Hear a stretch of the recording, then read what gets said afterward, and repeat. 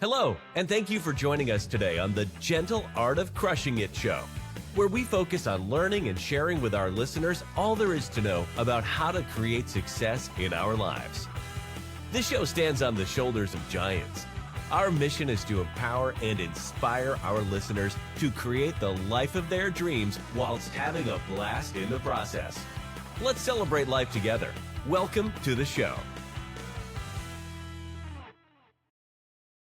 Hello, and thank you so much again for joining me on another episode of the Gentle Art of Crushing It.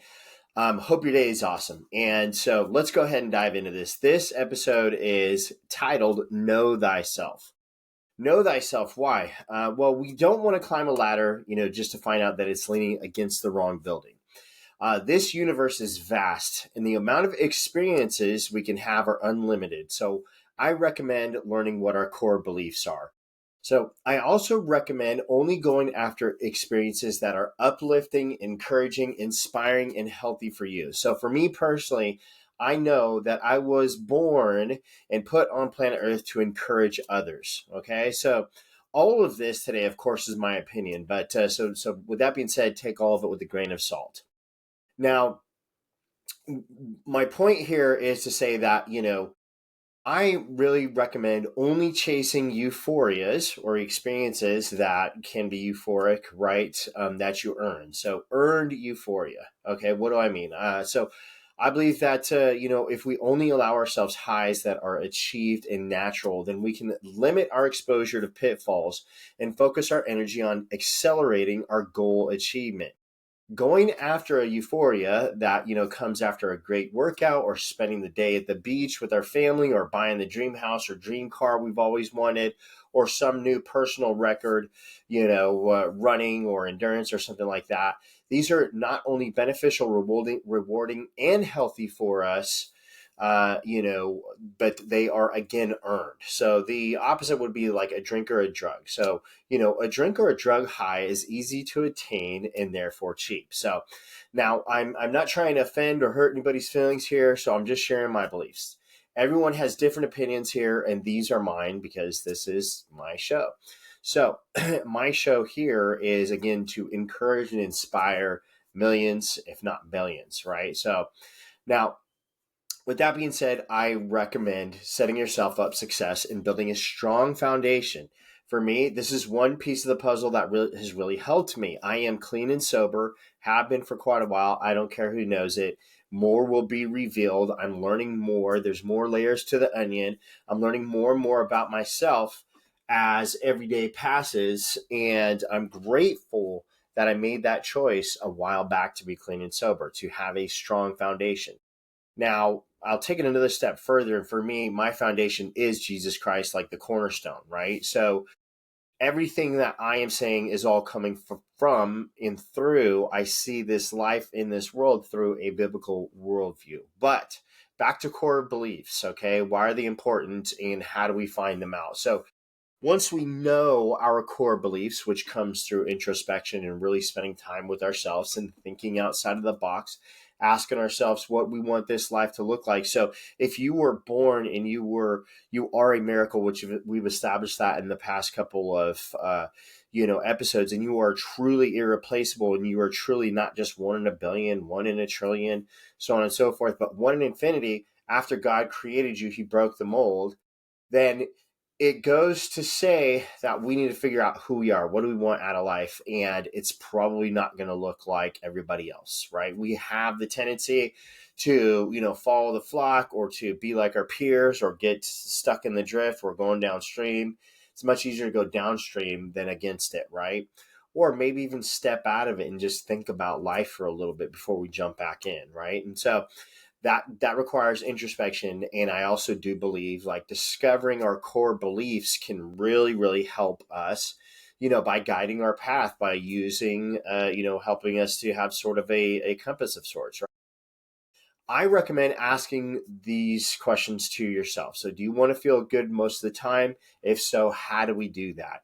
Do we believe that loving others is beneficial in helping us to feel good most of the time? Maybe even serving others? There has been, basically experiments that have been done in the past where they were able to sort of monitor, levels of, I'm not sure if it was endorphins or serotonin or whatever, but when doing a good thing for another person, doing a act of kindness for another person actually like increases our serotonin or whatever that was again. But not only that, actually seeing somebody do something nice for somebody else is beneficial for us. So, you know, is that something that would be important to you? Is learning important to you? Is caring for others important to you? Do you want to have great relationships with those you love? If so, how do you do that? So these core beliefs are a few of mine right here.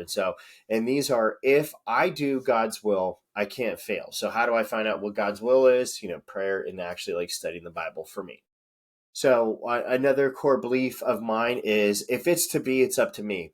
What does that mean? It means that if I have this dream life, if I have these dreams and goals set aside and written out, I can't expect, a miracle to happen or these to just fall out of the sky and just happen for me, right?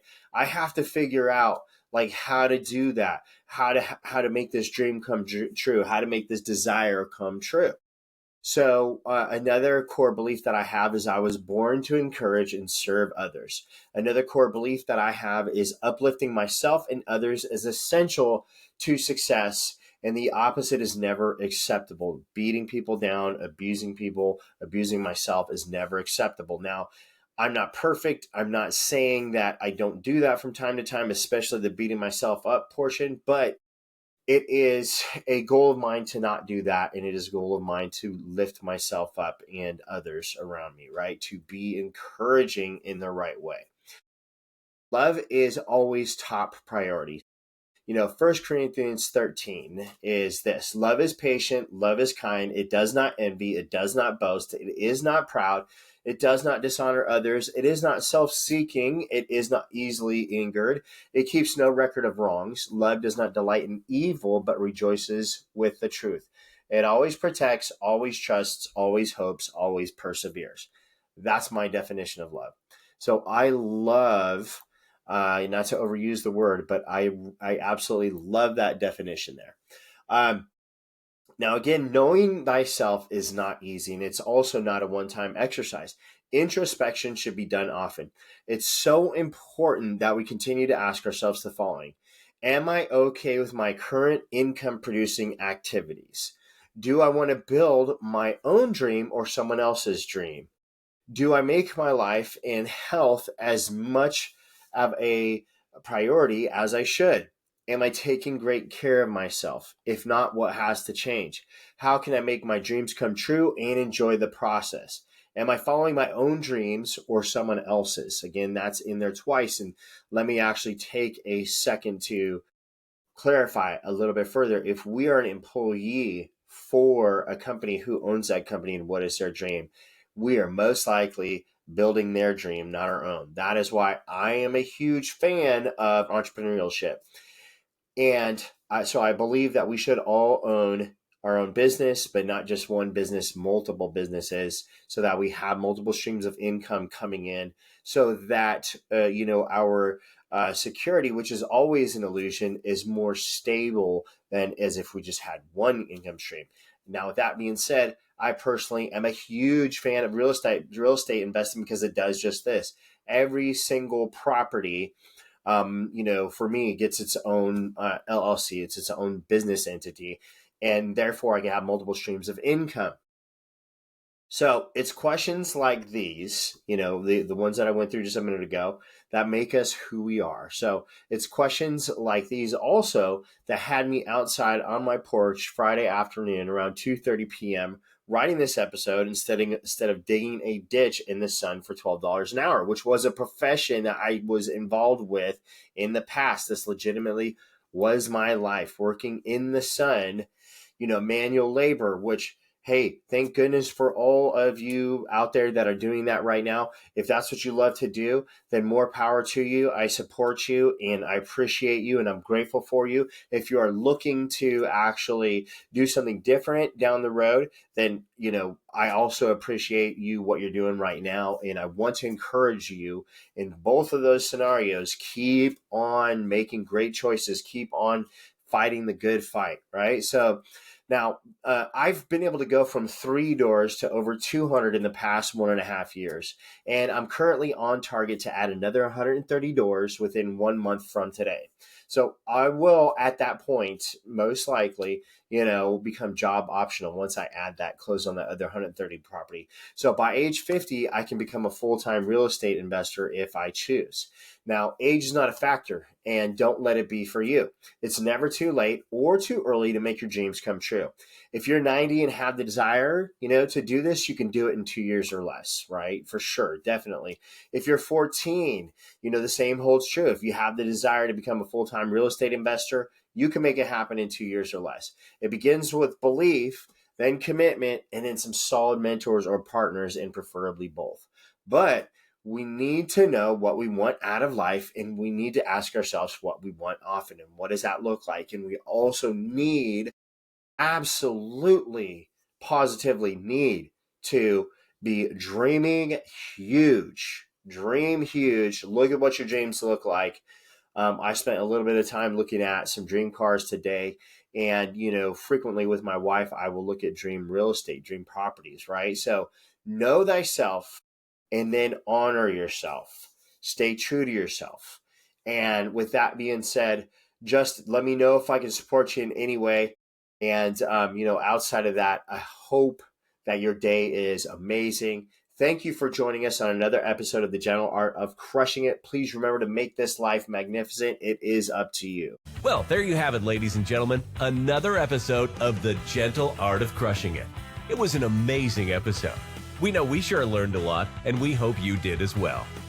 We want to take a second and thank you so much for viewing or listening to this episode. And please just know that we only ask for one favor, and that is to make this life magnificent. Thank you, and have a wonderful day.